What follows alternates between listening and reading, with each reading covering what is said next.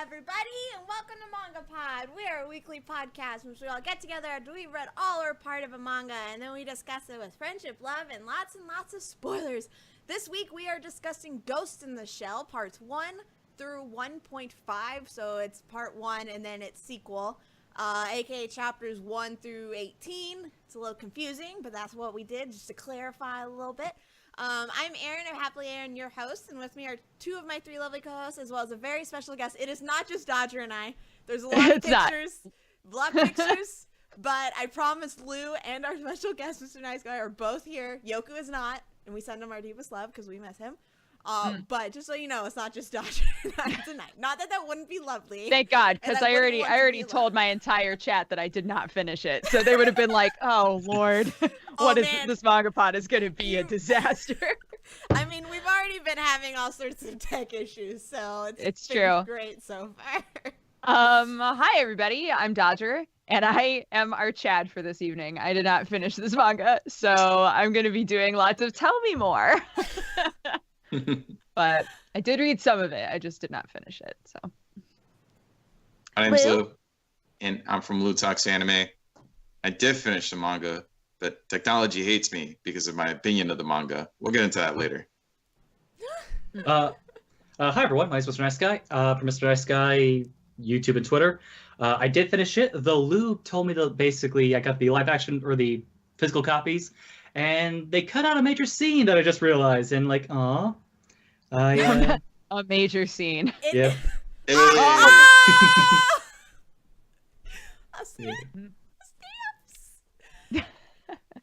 yeah, thank you so much for coming on, MrNiesGuy. We're very excited to have you. And thank you all who are joining us on YouTube and on Twitch. If you're watching the VOD of this, thank you for watching. If you've never joined us for a MangaPod before, what we like to do is give you a short spoiler-free description of the manga that we read, aka a summary. That will be read by MrNiesGuy. And then we'll give you our spoiler-free recommendations, whether we think you should spend time going to read this manga or not. I was just, like, blinking rapidly there for a second. I don't know if anybody noticed, but I was like, if it sounds like something you're interested in, you can take your leave once we get to spoiler section and go read it, then come back and watch the VOD of this on my YouTube channel, youtube.com/happilyerin. We do ask that nobody post any spoilers for anything until we get to spoiler section, and then once we get there, we ask you only post spoilers for parts 1 and 1.5 of the manga. Unless we hold up a spoiler finger, then we'll be discussing like maybe the movie or something, but unless we're doing that, please just keep it strictly to the manga. Yeah, so let's go ahead and have our spoiler-free description, MrNiesGuy. Okay. All right. Actually, before I begin, I know for some reason in my head, I keep thinking of the, you know, the main theme from Ghost in the Shell, the first movie. Yeah. This is gonna probably sound dumb. You guys want to just like do the whole like chant in the background, like as I say this, add ambiance. Oh my gosh, I can't say it off the top of my head. I you're recognize it. Okay. You can multitask. You're more than welcome. Yes, you do it while reading. Sing and talk at the same time. Okay. I know. We'll do that in the post editing thing. Yes. Great. Yeah, we'll add it in later. Perfect. Okay. The Ghost in the Shell. In the near future, technology has firmly taken roots in society at large. Cybernetic implants are nothing uncommon, and robotic arms roam. Wait, sorry, I read that wrong. I apologize. No, you're fine. It's okay. Okay, damn it. Robotic roams are plentiful as humans, all connected through their ghosts to the electronic databases of the net. Major Motoko Kusanagi and the Public Security Section 9 find themselves in a constant battle with a newly created wave of technological terrorists and cyber hackers. But things take a turn once Motoko gets involved in a certain case involving an extremely dangerous ghost hacker nicknamed the Puppeteer, as she dives deeper and deeper into the limitless reality of the nets to reach her own startling conclusions. Yep. The deep nets. The deep. Thank you very much. Who would like to go first for their spoiler-free recommendation? Dodger? I want to go first. Sure, I will. Dodger, you go first. I'll go next. What I read of it was confusing, but the art was great. So The first few chapters, sure, give them a try. Go for it, Lou. Okay. So, a few days ago, I was very vocal on Twitter about voicing my discontent with this manga. Very much not a fan of this. Do not recommend it. Watched the Mamoru Oshii film. Watch the TV series. Hell, I haven't seen the live action movie. Watch that. This manga is suffering. I fucking hated this manga. And technology is exacting its revenge on me by fucking with my camera. That's true. They knew. They Fuck knew the you, truth. Major. Hate you. Damn. You're not big. That's it. Don't read this. It's garbage. I love it. Mr. Nice Guy? I'm kind of torn, to be honest with you, because on one hand, as someone who really loves the franchise that came after especially the first volume, it's kind of nice to go back and just see where all the source material came from, what basically was the base that became this multi-layered franchise. Mm. So I just feel as someone who is just a fan of just basically what this turned into, the first volume is really worth watching, or reading, sorry. Volume 1.5, that's a little bit of a different story, but it's got its pros and cons. I'm not the heaviest manga reader, but I would say it's not the worst thing, it's not the greatest thing, but it's intriguing, I'll put it that way. Awesome. The only way or person I would recommend this manga to is somebody who already kind of like enjoys the franchise enough to want to get every single piece of it, and have experience with every single piece of the franchise.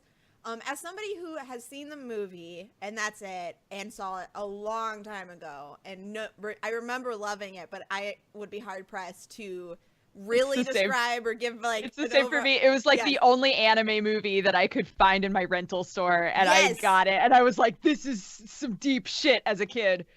But yeah, I don't remember very much of it. Don't remember, but I remember like the overarching themes and everything. Saying that this manga, I was so bored.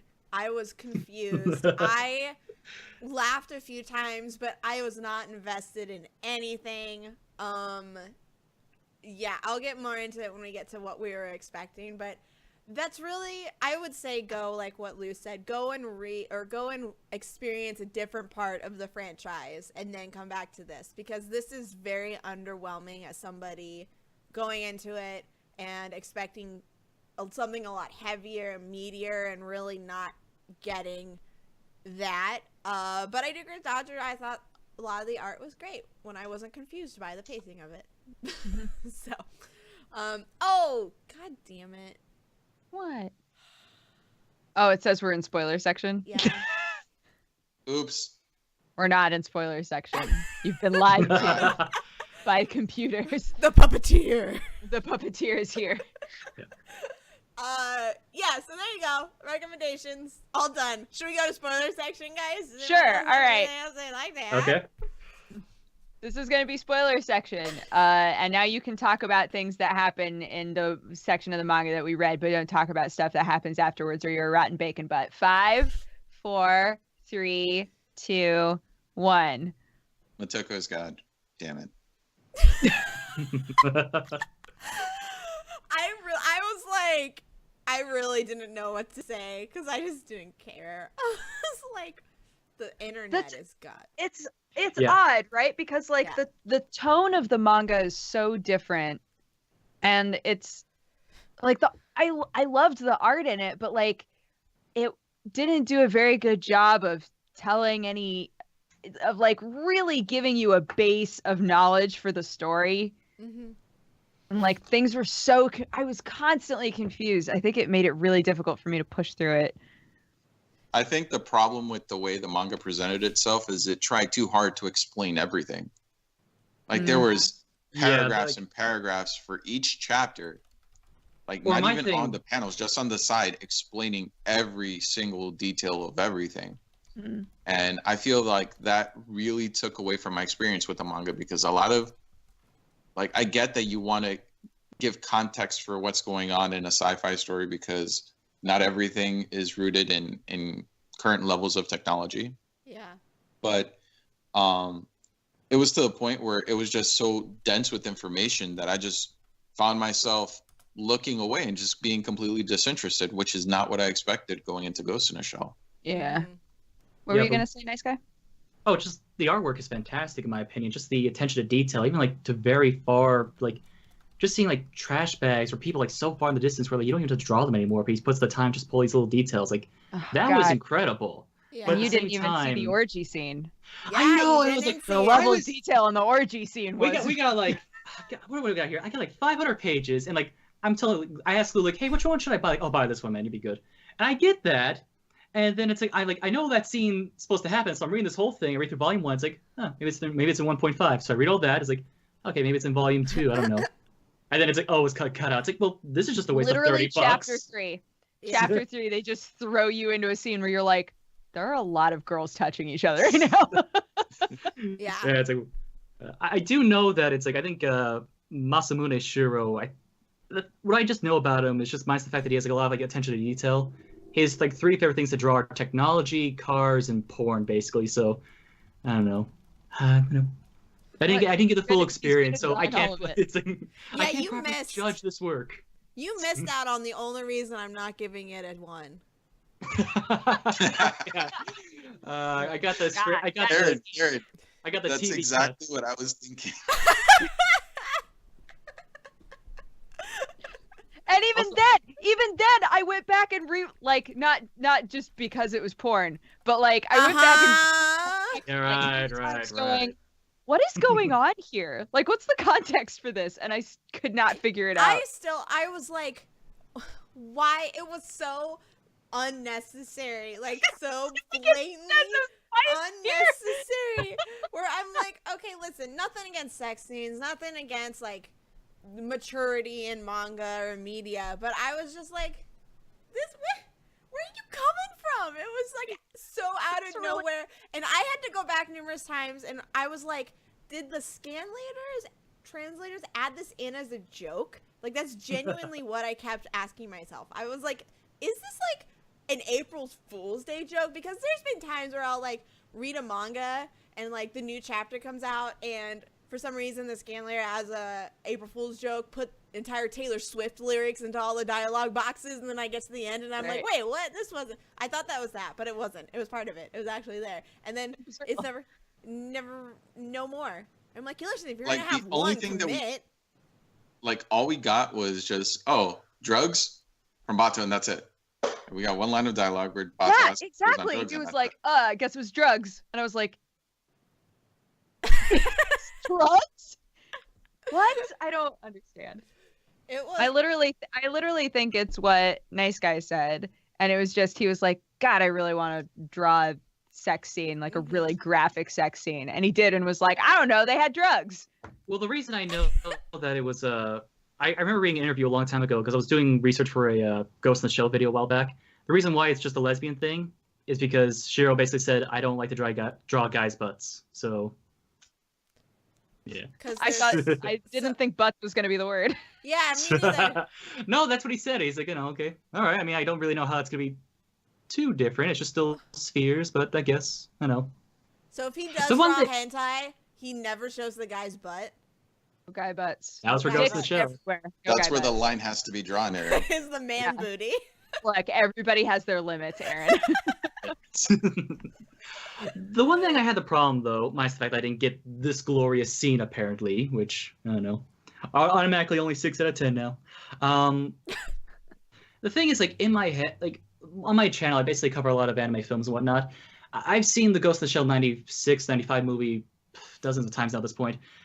The problem I had is that kind of, I guess, the reverse of when people are like, they read a manga and then see the adaptation, and they basically start plugging things from the manga to the show, like, oh, it's supposed to be happening. I had the opposite, basically, because there were scenes where it's like, where Shiro will write things on the side, be like, oh, hey, there was supposed to be a scene here, where basically the Major's supposed to get ready in the van before they go on their mission, but I just had to cut out for time reasons. In my head, I always like, okay, that's all that happened here. Or basically the scene where basically she's fighting the tank, I remembered in my head, I found myself naturally plugging in things like world building from the other source materials into this. So it's kind of those things, like, I couldn't, in volume 1 at least, see this as its own thing. I kept basically plugging other things into it. When we got to 1.5, at least, where it became more of the Tokus body cop story, it's like, okay, I could see this more as a standalone thing. The stories weren't as intriguing to me, but it's like, I could see it for what it was. And I don't know, it's kind of those weird, it's like, it'd be interesting, like, we could just find someone who, like, has not been exposed to any Ghost in the Shell in any way. Just like, what do you think of this? Without, like, knowing what Oshi or anyone else did to it. Yeah. It would say it fucking sucks. This manga's garbage. Lou, what would you say that you like? Did it just let you down? Did you feel like you built it up too much, or like what about it is making you hate it so vehemently? All right. I think it's my hatred is multifaceted. There are many I'm sides. ready. There are many sides to my hatred. One is just the tonal inconsistency. How the major, even in the later chapters, will revert to her little goofy, like chibi expressions, and like it's a comedy that I don't think works, and it just was at odds with my perception of the character, and even Sure. Not just the character as I know her in other work, but the character in the manga, because she, for the most part, like when you get to later chapters, the major is a very serious character. Like from chapters like 7 through 11, the major is an incredibly serious character. Yeah. But they still find ways of just presenting her character in a way that it doesn't make sense. Like there is no context for the absurdity in her character. And there were a lot of themes that are common in Ghost in the Shell that just weren't present here.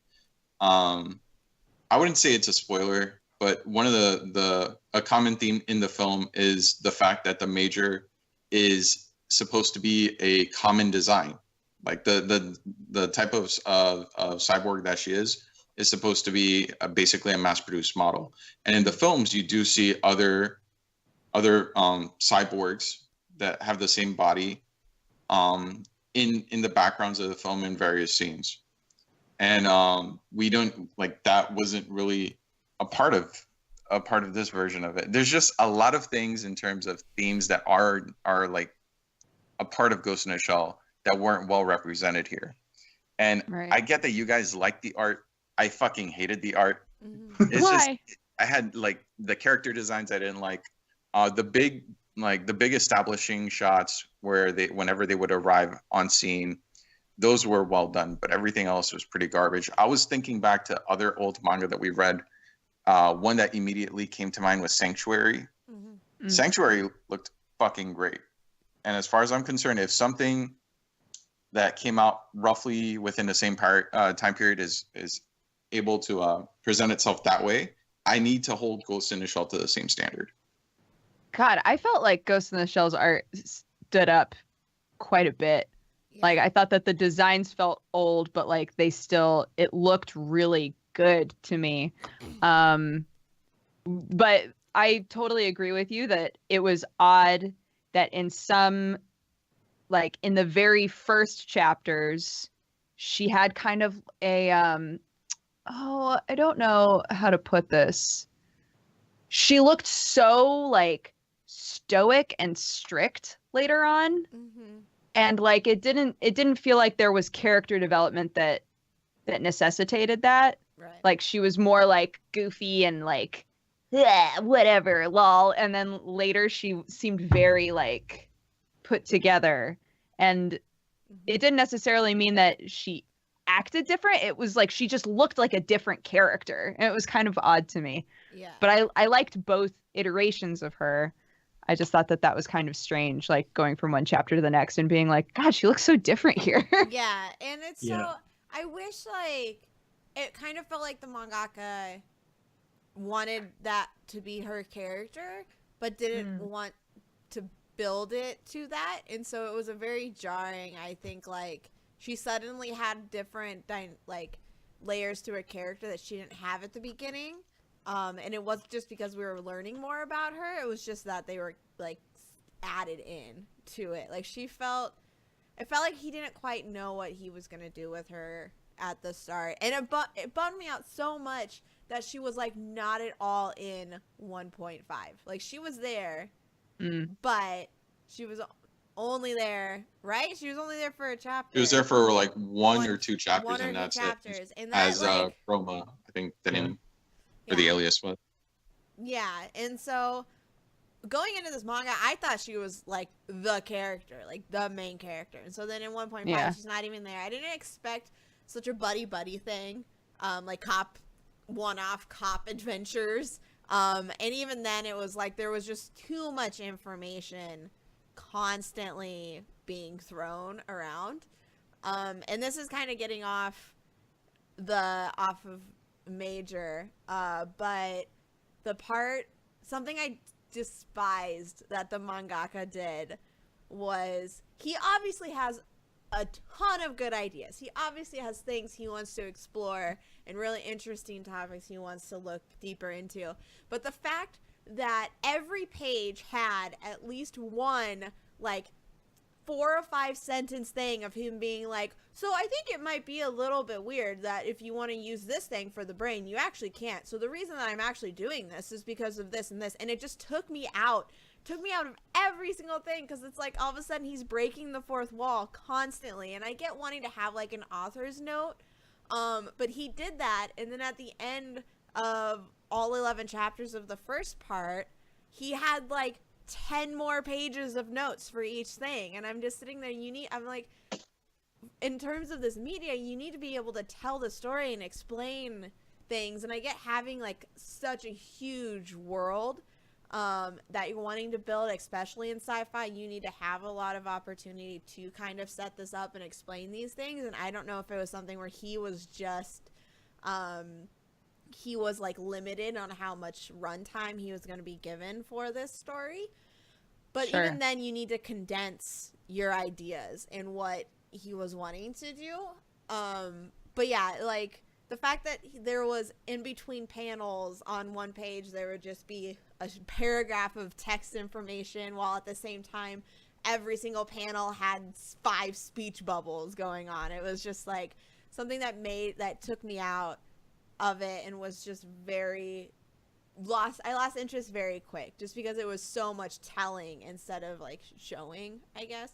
But that was one major gripe I had with it, was just the endless amount of author's notes inside of each chapter. Nice guy, since you like love this franchise, like how did it feel to you? Did it feel like it was tonally out of place, or did it feel totally fine? I mean, that's kind of one of the things where it's kind of hard to say, because the thing with Ghost in the Shell is you've had so many people like do their own spin on it. I mean, of course, Oshi's the most well known, but it's like even up to this year, America finally took their own twist on it, which it's like, to say there is one way to actually tackle this story is kind of hard to say. I mean, this is a way that's meant to be. This came out late 80s, early 90s, so like the idea of technology was never to what we know today, almost as common verbiage. It's like it was not to where it was back then. So it's like I got to the point where it's like, I had to basically cancel. I just didn't read what the author was saying, but I don't know, I can kind of get to a sense like why he was like, okay, this is what this means, because this maybe wasn't even like common verbiage for maybe a few more years until basically a few more films picked up. My biggest complaint was that there really was no arcs in any way. It was just basically the characters did things, as you said before, when basically when the puppeteer finally showed up, there was somewhat of a character arc with the Major, but even then it was just basically kills one person, then stuff happens, then basically talks. It doesn't have the same weight as other installments, which is kind of the problem. I do think the characters as a whole are more well-rounded as opposed to other installments. I mean, the idea of having the Major be this much more comedic-like character, maybe it felt a little weird at first. But just to have like Togusa and Bato be more of these, I don't want to say fleshed out, but it's like, okay, I got their personalities. I knew, like, even before they came into the scene, okay, how they're going to react. I got a feel for that. Right. This is one of those things where if you haven't, like I said, I almost feel like with how big the other installments are at this point, it's almost impossible to not see anything else before seeing this. But I say, like, when it came to 1.5, I actually enjoyed the stories themselves more. I thought the stories in Volume 1 were better. But just the fact that we had like all these like buddy cop stories, the fact that it became more of its own like hey, this is its own thing. The major isn't here right now. Just basically, let's see what everyone else is doing. I enjoyed that a little bit more because it's like, okay, this is just its own thing. Yeah. But I don't know. I just say that, it was hard for me to detach the two, and I feel like just that's kind of the problem. If you can't have something stand alone on its own, and this would go the same with with Standalone Complex, any of the other films and stuff like that. If it can't stand on its own, that is a major problem. The only reason I think I'm not saying I don't like this or the reason I don't feel like I'm acting like Lou right now with like my hatred for it, is the fact that, yeah, I basically, in my own head, I put together the pieces. I think I put like, okay, this was happening here, this is happening there. Yeah. Right. I basically had false world building that shouldn't have happened in this work, which, I don't know. I guess however you want to look at that, it being a good or bad thing. For me, I think it saved my enjoyment of this. I will admit there was a hell of a lot of text, more than I thought I expected from this. Yeah. Then again, I do read a lot of American comic books, so I'm kind of used to having just walls of text. So, Oh my god. Yeah, the meanwhiles. yeah. I'm kind of desensitized to that already. So yeah, it's like, I don't know. But I don't know. What did you think of the whole? I'm just kind of curious. The whole puppeteer arc. What did you think of that? I was very underwhelmed, personally. I don't know. It's just how I felt the whole manga, that I never got the like oomph or intensity of anything that I was expecting.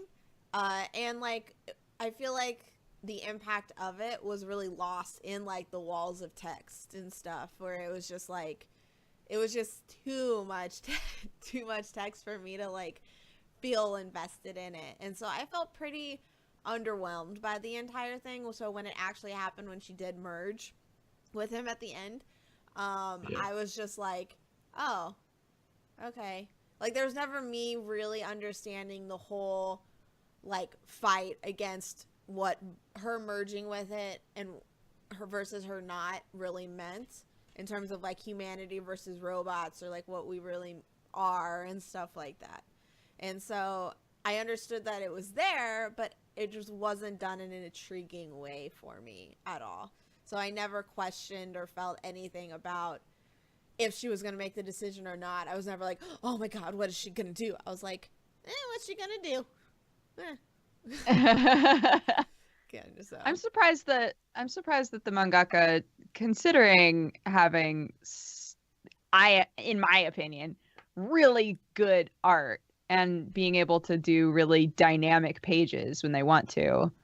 I'm surprised that they didn't rely more on visuals to help with storytelling instead of like text battling us. Yeah. Like, you know, especially like with the Ghost in the Shell world is so visually stimulating, but they didn't really take advantage of that super often in lieu of just like telling us things.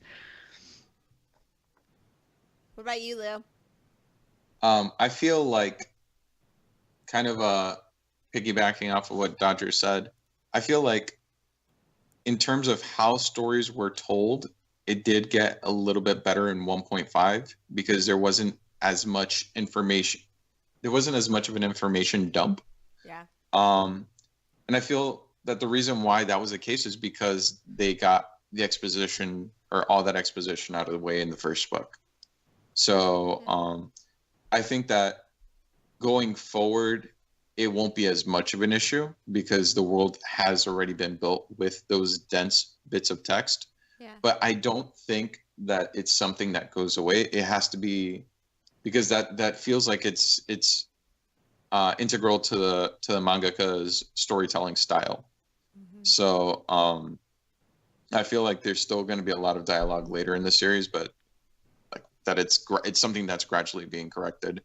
And with that correction occurring, I feel like more of the story is going to be told through the art instead of verbally, which is like going back to the film. Something that the film does well is that it tells a lot of the story through the art. Yeah, oddly enough, with the more I'm thinking about it, with the Major being like my favorite part of every other installment of this entire franchise, once she leaves this story, I feel the story gets a lot better. Just because like she has basically all the exposition dumped on her, but the second she leaves, it's like, okay, background, B team, you take charge now. Yeah. Like just the idea of like, I mean, you had it seemed like everywhere they were just constantly driving to, and it just seemed like, okay, we're gonna talk in the car right now. Yeah, but it's like it just felt like still minus those scenes, like everything was more. It just had room to breathe. I felt like it wasn't just constantly we have to get everything in now. Right. Yeah. Also, oddly, sorry, real quick. Am I coming in clean because my entire screen is basically froze?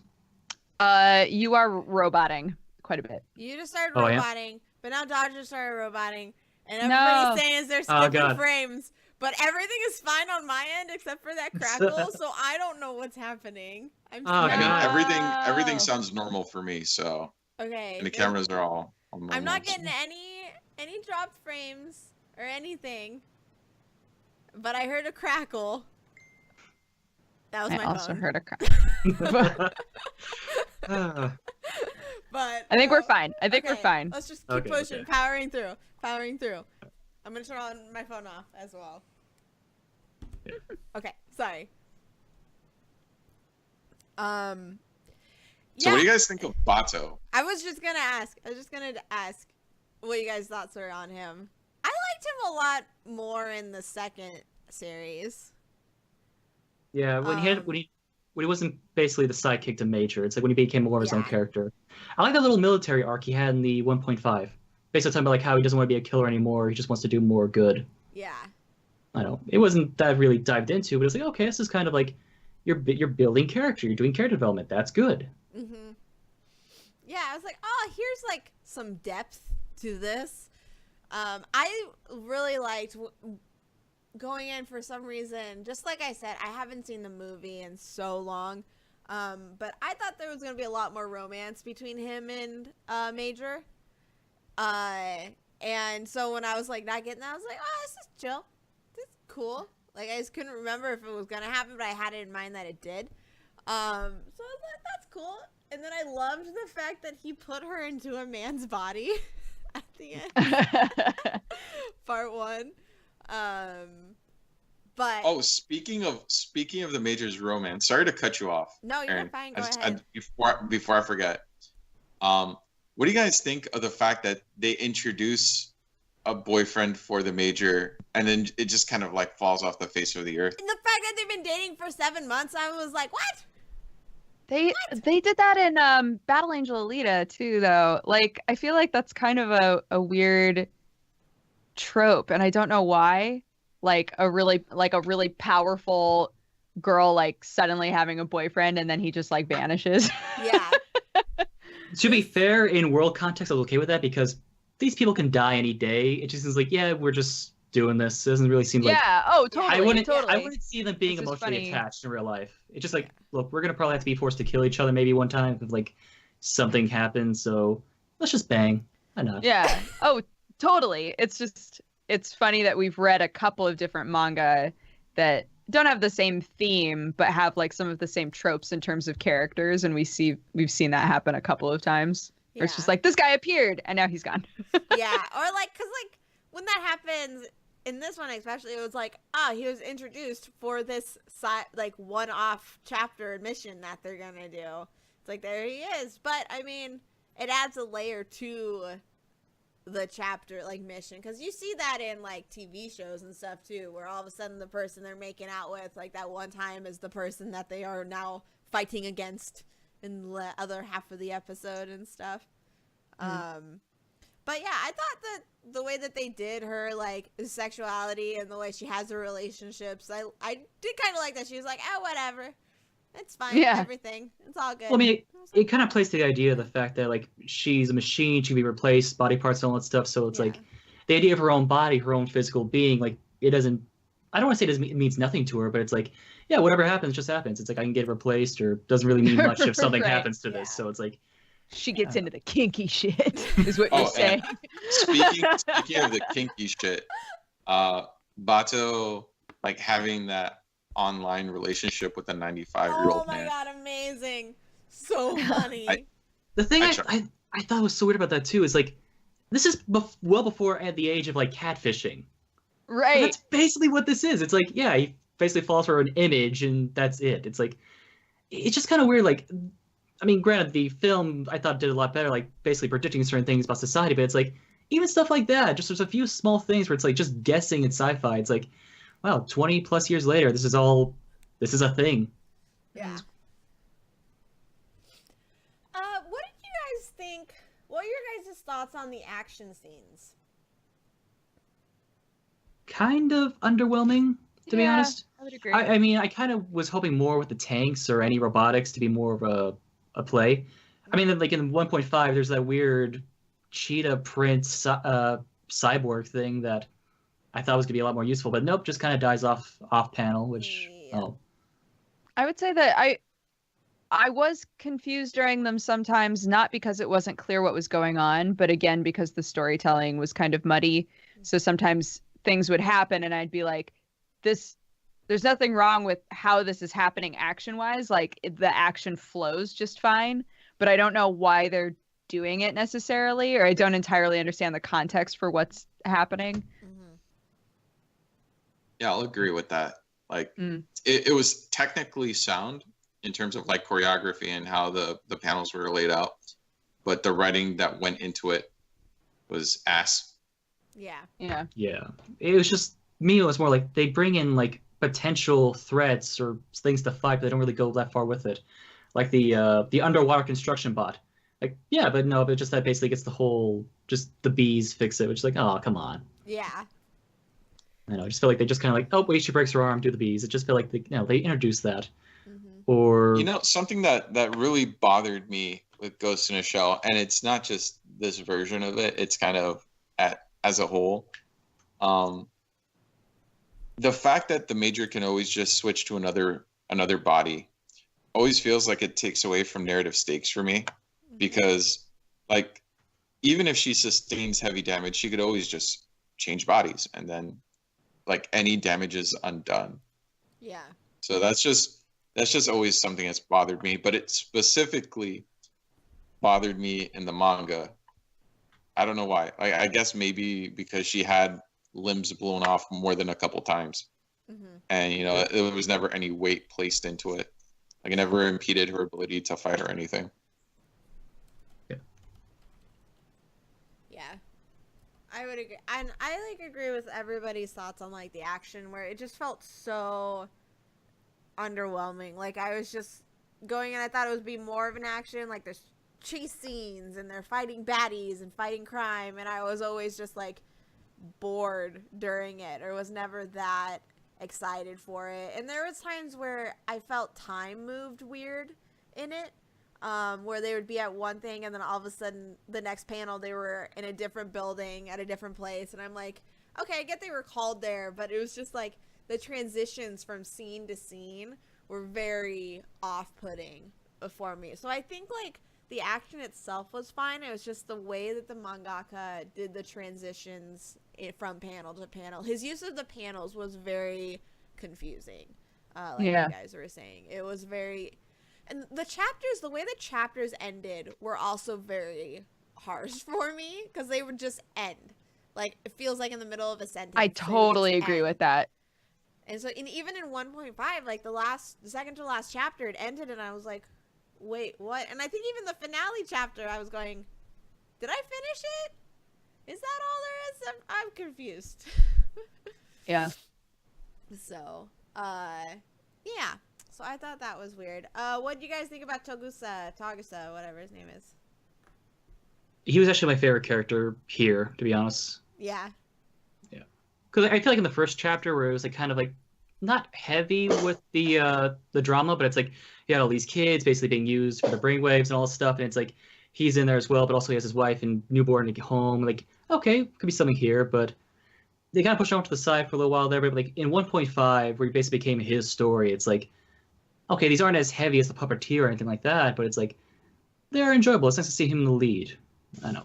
Yeah. The problem was just that when he finally got there, they didn't really have anything for him to do, it felt like. Because yeah, probably my least favorite chapter for this whole thing was the end with the sniper.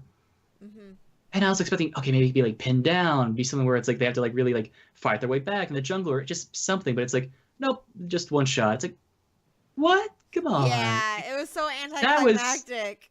I mean, I get with the other things when it came to the tanks or the robots or cyborgs or anything else, where it's okay, these things can move real fast. They have probably programmed military training and combat. It's like one shot, that's it. But this is basically a person with a gun. You have a gun as well.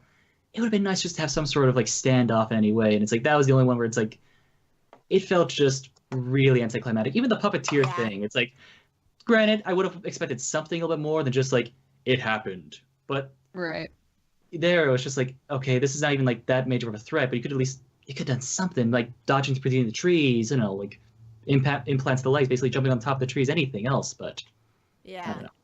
I feel like the mangaka was over reliant on the ideas that went into the basic framework of the stories. So, like for example, in 1.5, there was a lot of talk of reanimated corpses. Yeah. And I get why that's an interesting idea.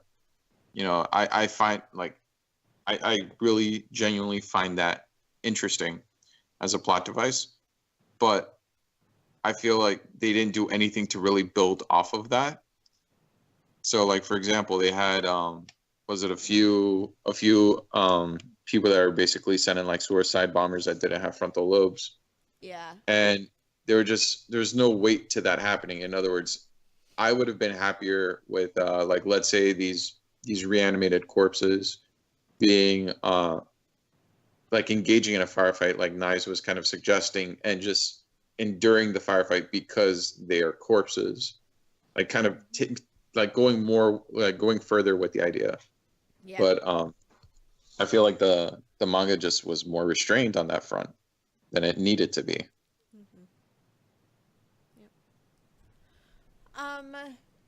We're coming up on about 45 minutes here.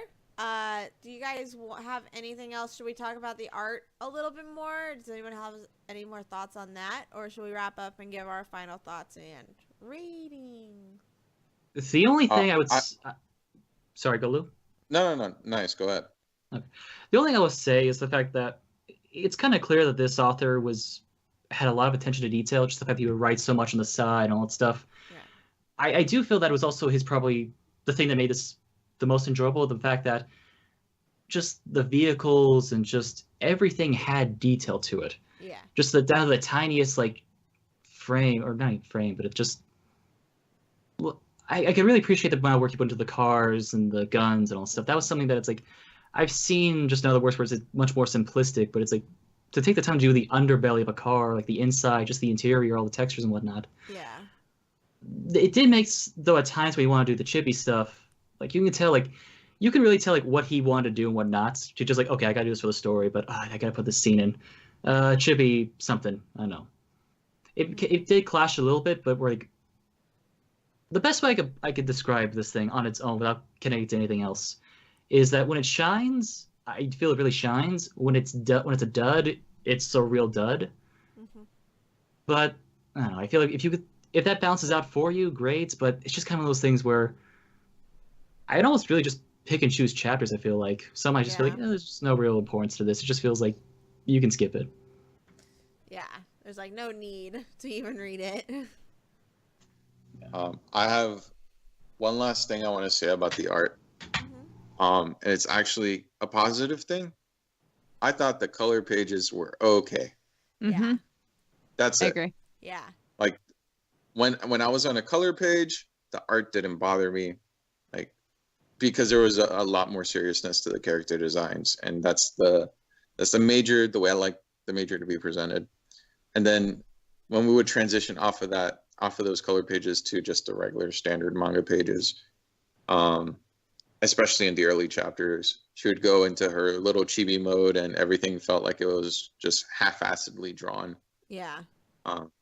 Which, I mean, maybe by the style it's well done, but I don't like the style in which it was drawn. So maybe critiquing the effort is the wrong approach, but yeah, just the artistic choices that were made, I'm not a fan of them. But the art in the color pages was pretty okay. And nice. Since you liked the detail that went into a lot of the drawing that was done, I would recommend Battle Angel Alita, because there's a lot of that. Yes. Oh, Battle Angel Alita is so good too. Love Battle Angel.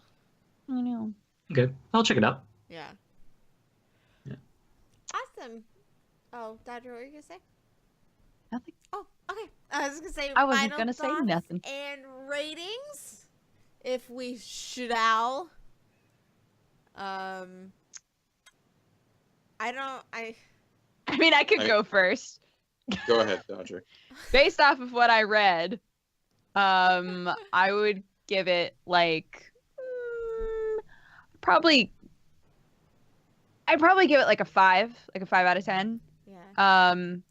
Because yeah, I got like the really important bits of the story where it was like trying to explain how the world worked and why they were doing the things that they were doing. That sort of stuff was constantly muddy for me. And I thought that, that was the stuff that out of everything that I needed to understand the best, right? Yeah. So it really took away from the flow of the whole thing. But I honestly really did love the art. I really, really liked the art a lot. And yeah, I guess I would give it a 5 because I enjoyed looking at it. I did enjoy like reading it. It's just that I was always a little confused, and that's not how I should have been. So Yeah. Aaron, do you want to go? I can totally go if you're not ready. I'm trying to think about if my score is too low or not. Just do what's in your heart. I'll go next, and then that'll be your baseline. Yeah. Okay. Just listen to your ghost, Aaron. Listen to your my ghost. Kokoro. All right. So I'm going to give it a 2, mostly because of the orgy scene. That's like its redeeming quality. Otherwise, the score would be a lot lower. That's what up. Honestly, in terms of the storytelling, there was a lot that could have been done better in terms of like how it was presented. Take advantage of the fact that manga is a visual medium and show things as opposed to just dictating in paragraph form, especially that last chapter or in the first volume, which was just in pages and pages of just dialogue bubbles. Like, what's the point of, like, for that, I'd rather read a light novel, to be honest. Yeah. Because at least there's a flow to the writing in that way. The characters, I feel like they weren't really built up in any appreciable way, apart from what was his name, Togusa in 1.5. He got a little bit of development, and Bato got a little bit of development.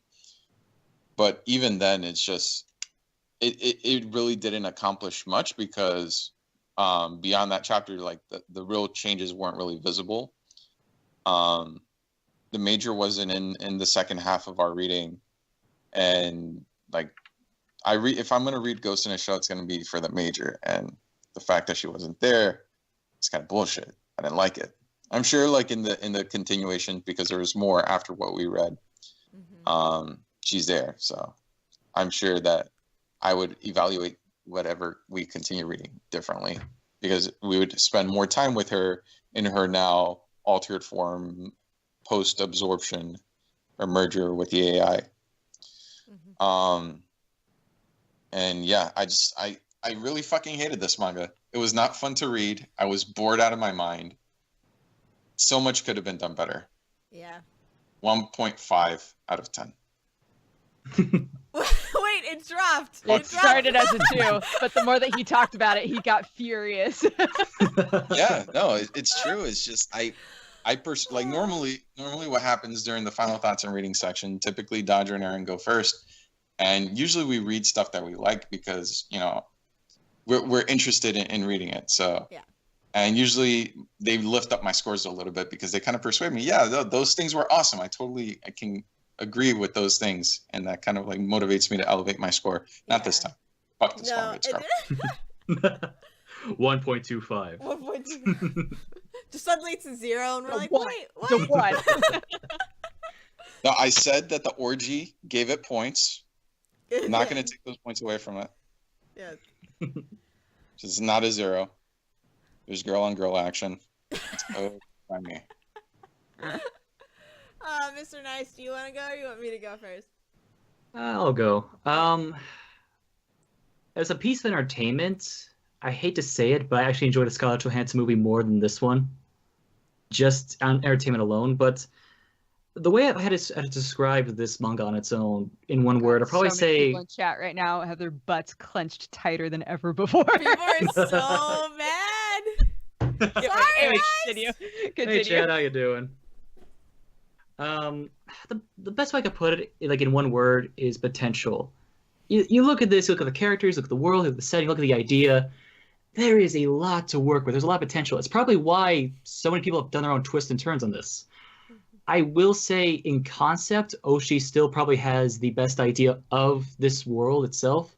The fact that he took away most of the dialogue with the characters and whatnot, kind of, I don't want to say diluted the Major's personality, but really brought things what it needed back to its core, instead of trying to muddy with so much like exposition and whatnot, letting the viewer really experience it. On its own, though, it just, as I said before, it's kind of like, it's probably the manga equivalent to what I think of like the movie Akira. Akira, I'm not the biggest fan of. I made it clear. I don't think its story is that good, at least in its film version. But I still tell people to check it out because it's an important piece of just history. It basically inspired so much, even to this day. That's how I see Volume 1. It's got many flaws. That's very apparent. But in terms of what it basically inspired and what it did and what it created, I would say that's worth checking out, especially if you're a fan of anything that came after it. Volume 1.5, I have no idea how to really critique that. I feel it's weaker than Volume 1, but I feel it's more of a isolated piece, so it's more enjoyable on its own to read. I don't really do grades like that, but if I had to just do it for this one, to be kind, to be the kindest person here so far, I'll say 6.66 out of 10. Nice, I like it. Perfect. Yeah. All right. I was thinking about changing it just because I know people are so mad in chat right now. But this is genuinely how I feel about it as somebody who's only seen the movie and saw it a long time ago, so I have no more understanding of this franchise. So I'm basically going into this manga and having read it blind. I did not enjoy this experience whatsoever. There's a few times where I liked the characters' interactions. I enjoyed Major. I sort of enjoyed Bato, enjoyed Togusa. So I liked the characters, but I was never invested in them. I was never interested in what was going to happen. Not just even with them, but with the story overall or the concepts. And I think, like everybody else said, there were so many good ideas there. But the fact that it was more like of a novel. Somebody just called me Eric in chat. Thanks, Sagi Eric, rate what you feel. Eric, speak from your heart. I will. Yeah, so it just wasn't enjoyable. I just don't think anything was executed very well. And the fact that this was being told in a manga medium instead, and having so much of the author go in and putting author's notes and stuff like that, which I don't know if it should be that big of a deal, but it really was for me, and it just took me out of it so much. I genuinely like a 3.5 from me, and like I did enjoy the art, especially in 1.5. I thought the art was great, and there was some interesting stuff with the stories, but overall I was really bored. I was not interested in anything, and I think people should definitely go and check out the rest of Ghost in the Shell stuff, but I would personally never want to read anything more of this manga, and so a 3.5 is what happily Eric is giving this rating.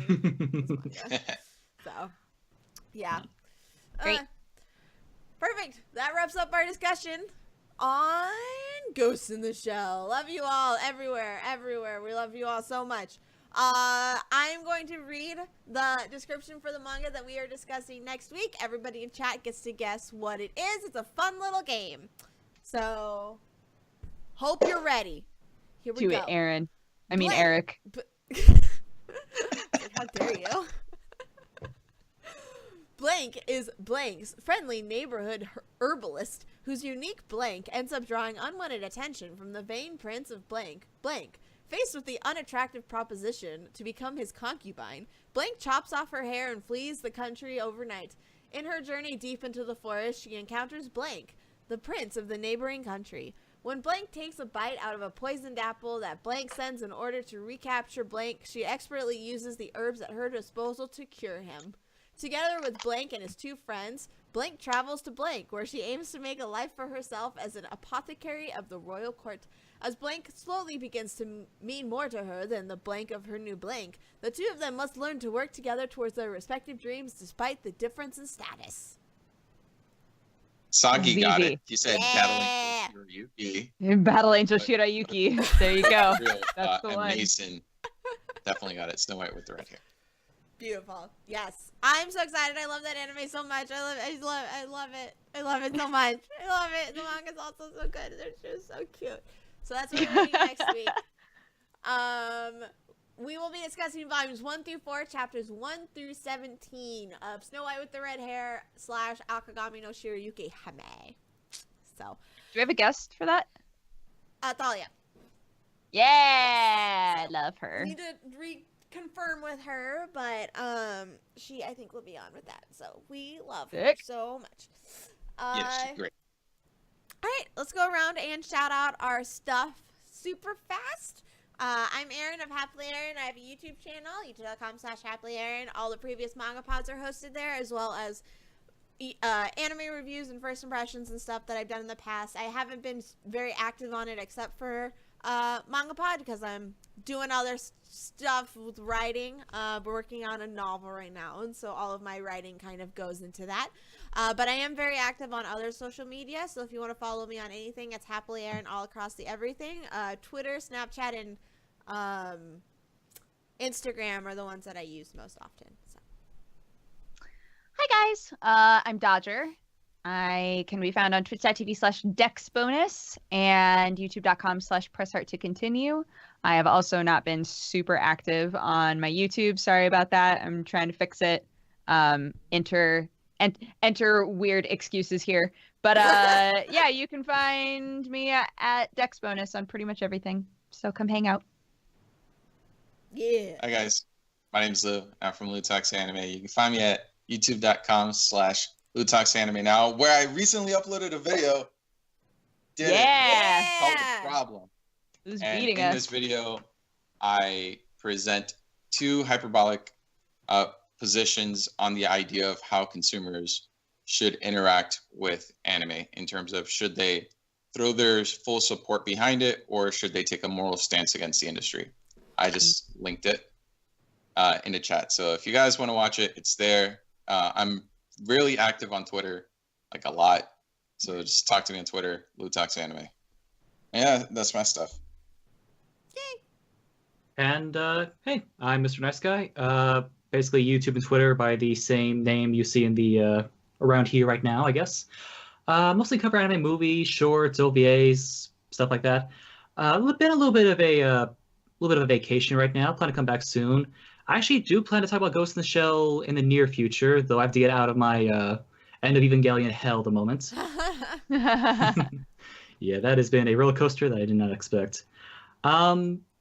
Overall, though, just talk about a lot of films, talk about a lot of anime. I usually have a podcast I usually do sometimes a little bit drunker than this, I will admit. That is where Nice Guy comes from. He's from a bottle. That's the dark turn. No. Oh dear. So much has happened. Yeah, that's the deconstruction of the that's the deconstruction arc.